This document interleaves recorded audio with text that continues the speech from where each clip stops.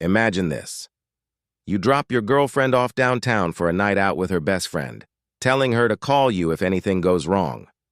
Hours later, you wake up at 3 a.m. and realize she's parked just up the street with her ex. What would you do? Because what I did that night changed everything between us, and trust me, the ending is something she never saw coming. If you've ever had your trust broken by someone you loved, you're going to feel this story in your bones. Hit that like button, subscribe if you want more stories where justice is finally served, and let's dive in.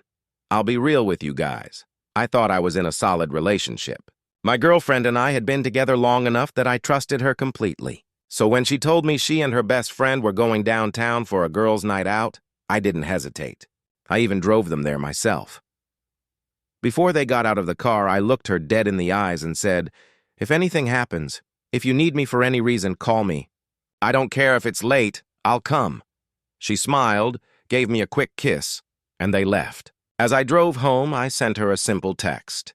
"Be safe, I love you." She never responded, but I figured whatever. They're probably just having fun. I shrugged it off and went to bed. Fast forward to 3 a.m. Nature calls, so I drag myself out of bed. But as I'm walking back, I notice she's still not home. That was weird. Normally, when we go out together, we're yawning by midnight and home by 1. Something felt off. Out of curiosity, I opened Life 360 on my phone.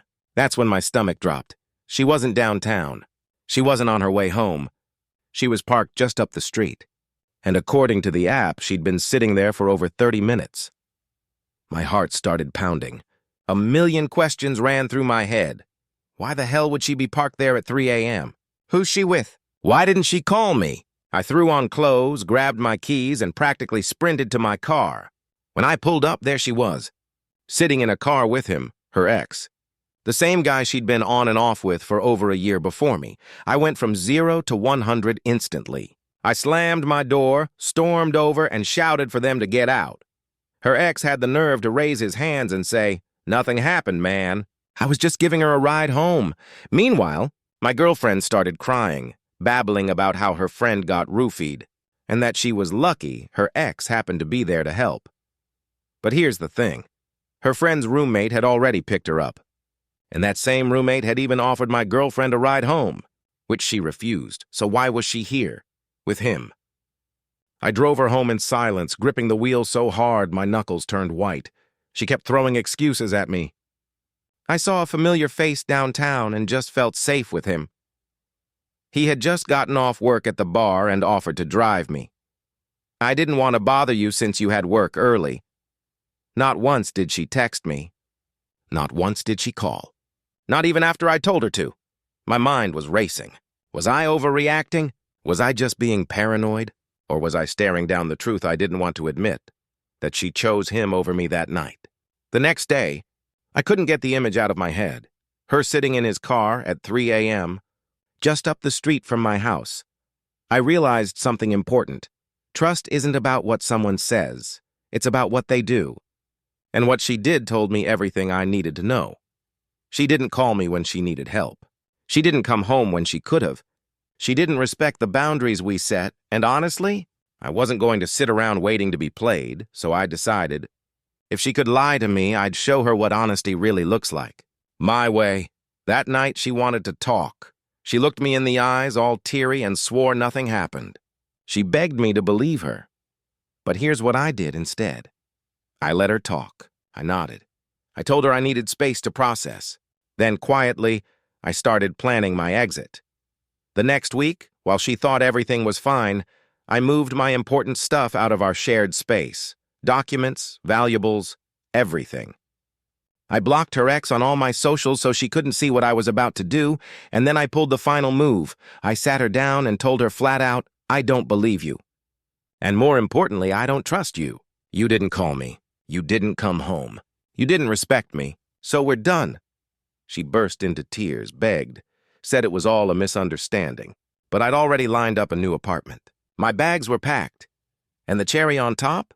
I told her friends and family exactly why. I wasn't spiteful about it, I just told the truth, word for word. That night, she ditched her roommate's offer for a ride home and ended up in her ex's car until 3 a.m. The look on her face when she realized she couldn't twist the story anymore? Priceless. The humiliation hit her hard. Her own friends started questioning her story. Her family gave her side-eye whenever she tried to explain. And me? I walked away clean. No yelling, no drama. Just calm, decisive action. She wanted me to believe she was innocent, but actions speak louder than words. And her actions told the world exactly who she was. At the end of the day, revenge doesn't always mean screaming or fighting. Sometimes the most powerful revenge is simply refusing to play someone's game, walking away with your dignity intact, while they're left to deal with the mess they created. When I walked out that night, I thought the hardest part was over. But I was wrong, because leaving isn't the end. It's the silence that comes afterward. And silence has a way of echoing louder than words. The first few days were rough. I won't lie to you. Every time my phone buzzed, part of me hoped it was her saying something that would magically fix everything. But each time, it was just another empty apology. The texts started small. Can we talk? Then longer. Please, I didn't do anything. I don't want to lose you. We can work through this. And then came the guilt trips. I can't sleep. I can't eat. I just need you to believe me. But every time I looked at those messages, I remembered that night. The way she sat in his car at 3 a.m., the excuses that didn't add up, the fact that she didn't reach for me when she needed someone, she reached for him. That truth hit harder than anything she could type. I never responded, not once, and that silence, it drove her crazy. A week later, she showed up at my new apartment. I hadn't told her the address, but she must have found it through a friend. She stood at my door, eyes red, begging me to listen. She swore nothing happened. She swore she'd cut him off forever. She swore she would spend the rest of her life proving her loyalty. But I stayed calm. I told her the same thing I told her the night I walked out. It's not about what you say. It's about what you did. And what you did told me everything I needed to know. Then I closed the door. That moment changed everything. She realized she couldn't twist the story anymore. She couldn't cry her way out, couldn't guilt me into staying. She had to face the one thing she feared most, living with the consequences of her choices. After that, the messages slowed down. Then they stopped. And as they did, something else happened. I felt lighter, because here's the truth. Walking away wasn't just revenge against her. It was healing for me. Every day I didn't respond was a day I proved to myself that I valued my peace more than her chaos. And you know what? Life started moving forward. I poured myself into work. I reconnected with old friends I hadn't seen in months. I even started picking up hobbies I'd dropped when my world revolved around her.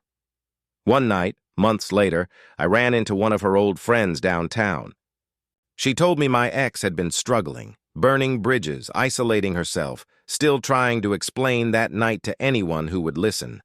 Nobody really believed her, but here's the part that stuck with me. Her friend leaned in and said, "She told me once that the worst part wasn't losing you. It was how you didn't fight, how you just left." She said that broke her more than anything.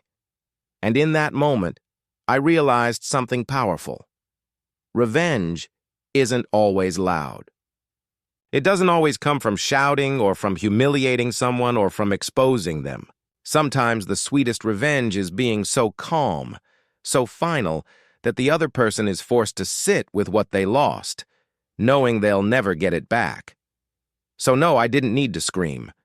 I didn't need to win an argument. I won by walking away. And if you've ever been betrayed, maybe that's the lesson to take. Sometimes the best revenge is moving forward so completely they can't even reach you anymore. If this story gave you chills, hit that like button. And tell me in the comments, if you caught your partner with their ex at 3 a.m., would you give them the benefit of the doubt? Or would you walk away like I did? Don't forget to subscribe for more stories where justice isn't loud, it's final.